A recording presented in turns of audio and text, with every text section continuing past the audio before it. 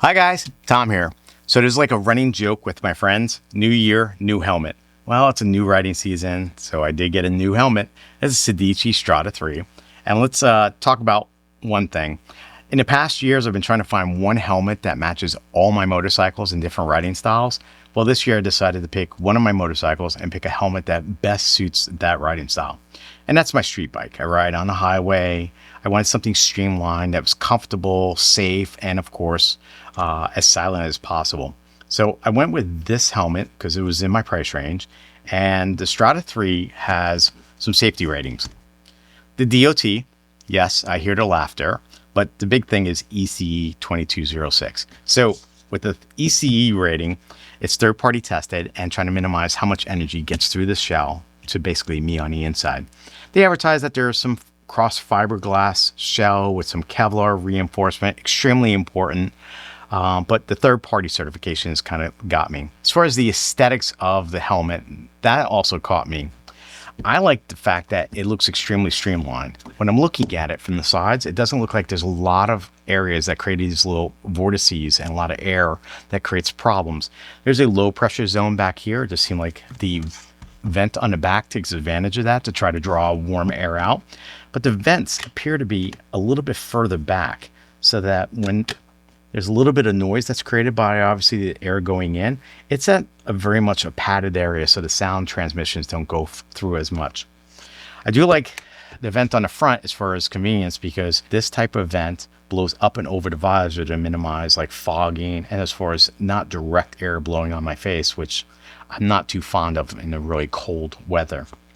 Now, as far as comfort and sound, the padding comes right around my neck and creates a nice, what seems like a sound seal. It's not hard on the pressure. It's very soft padding, and it goes all the way from around the back to the side to even to the chin curtain. Chin curtain's got a lot of padding right here, so hopefully that'll minimize how much sound comes through as well. Now, this helmet is ECE rated, but there is a Snell version of this helmet. And the reason why this is not Snell rated is it has an integrated set of sunglasses. Apparently, I'm told that Snell doesn't like this gap in here. So this is not something you probably would use on the track. However, it meets my riding style, which is on the highway.